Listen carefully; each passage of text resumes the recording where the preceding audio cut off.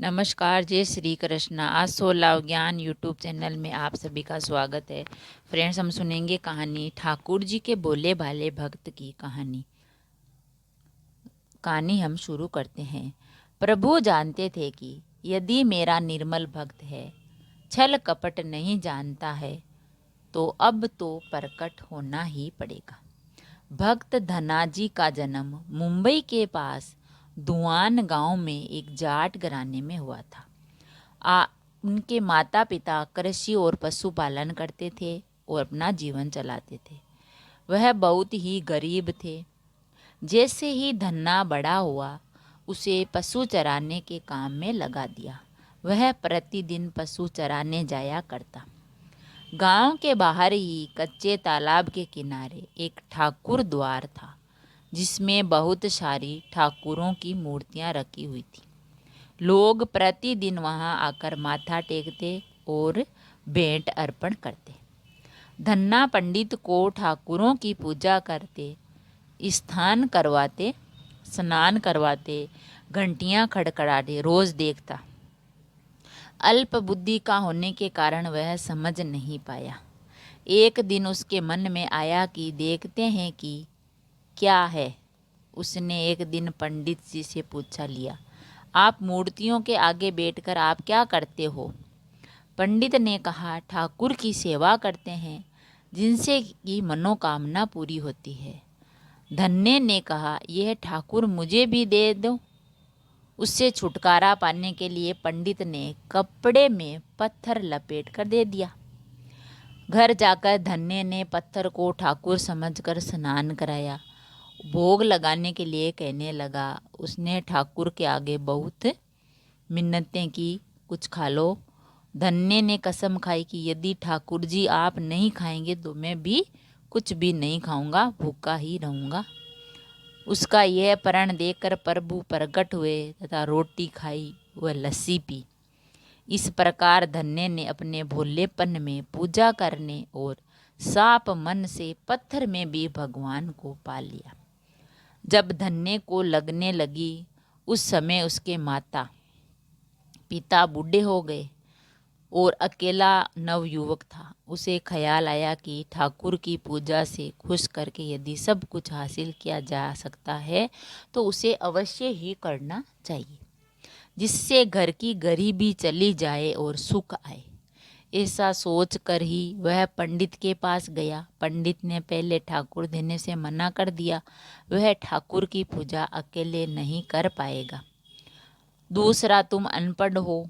तीसरा, ठाकुर जी मंदिर के बिना कहीं नहीं रहते और न ही प्रसन्न होते हैं, इसलिए तुम जिद मत करो और खेत को संभालो।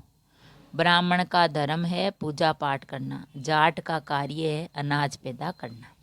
पंडित जी ने उसको धन्य को ऐसे बोल दिया, परंतु धन्ना टस से मस नहीं हुआ। अपनी पिटाई के डर से पंडित ने जो शालिग्राम मंदिर में फालतू पड़ा था उठाकर धन्य को दे दिया और पूजा पाठ की विधि भी बता दी। पूरी रात धन्य को नींद नहीं आई। वह पूरी रात सोचता रहा कि ठाकुर को कैसे प्रसन्न करूं, उनसे क्या मांगूंगा। सुबह उठकर अपने नहाने के बाद ठाकुर जी को स्नान कराया। भक्ति भाव से बैठकर लस्सी रोटी पकाई और उनसे प्रार्थना की, हे प्रभु भोग लगाओ, मुझ गरीब के पास रोटी लस्सी और मक्खन ही है और कुछ नहीं है। जब और चीज़ें दोगे तब आपके आगे रख दूंगा। वह बैठा ठाकुर जी को देखता रहा। अब पत्थर भोजन कैसे करे। पंडित तो भोग का बहाना लगाकर सारी सामग्री घर ले जाता, पर भले बालक को इस बात का ज्ञान नहीं था। वह व्याकुल होकर कहने लगा, क्या आप जाट का प्रसाद नहीं खाते हैं? दादा तो इतनी देर नहीं लगाते हैं। यदि आज आपने प्रसाद नहीं खाया तो मैं मर जाऊंगा, लेकिन आपके बगैर नहीं खाऊंगा। प्रभु जानते थे कि यह मेरा निर्मल भक्त है, छल कपट नहीं जानता है, अब तो प्रकट होना ही पड़ेगा। 1 घंटा और बीतने के बाद धन्ना क्या देखता है कि श्री कृष्ण भगवान की जी रोटी मक्खन के साथ खा रहे हैं, बैठे हैं और लस्सी भी पी रहे हैं। भोजन खाकर प्रभु बोले, धन्य जो इच्छा है मांग लो, मैं तुम पर प्रसन्न हूँ। धन्य ने हाथ जोड़कर विनती की, जो तुम्हारी भक्ति करते हैं तू उनके कार्य संवार देता है। मुझे गेहूँ, दाल व घी दीजिए, मैं खुश हो जाऊंगा। यदि जूता, कपड़े, 7 प्रकार का अनाज, गाय या भैंस सवारी करने से लिए घोड़ी तथा घर की देखभाल करने के लिए सुंदर नारी मुझे दें। धन्य के ये वचन सुनकर प्रभु हंस पड़े और बोले, ये सब वस्तुएं तुम्हें मिल जाएगी। प्रभु बोले, अन्य कुछ? प्रभु ने कहा, और कुछ चाहिए? प्रभु, मैं जब भी आपको याद करूं, आप दर्शन दीजिए। यदि कोई ज़रूरत हुई तो मैं बताइए, बताऊंगा आपको। तथास्तु, भगवान ने उत्तर दिया, तथास्तु। हे प्रभु, धन्ना आज से आपका आजीवन सेवक हुआ। आपके अलावा किसी अन्य का नाम नहीं लूँगा। धन्ना खुशी से दीवाना हो गया। उसकी आंखें बंद हो गई। जब आंखें खोली तो प्रभु वहाँ नहीं थे। वह पत्थर का शालिग्राम वहाँ पड़ा था। उसने बर्तन में बचा हुआ प्रसाद खाया, जिससे उसे 3 लोकों का ज्ञान हो गया।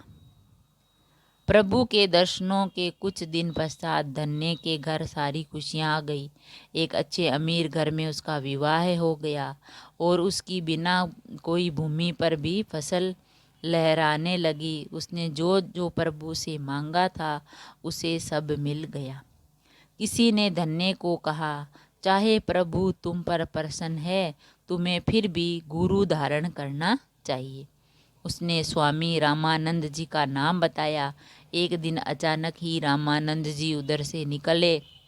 भक्त धन्य ने दिल से उनकी खूब सेवा की तथा दीक्षा में मांग की। रामानंद जी ने उनकी विनती स्वीकार कर ली और दीक्षा देकर धन्य को अपना शिष्य बना लिया।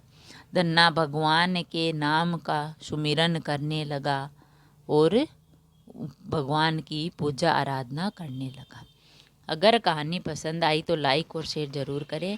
ऐसी ही कहानी और कथा सुनने के लिए चैनल को सब्सक्राइब करें। थैंक यू, धन्यवाद।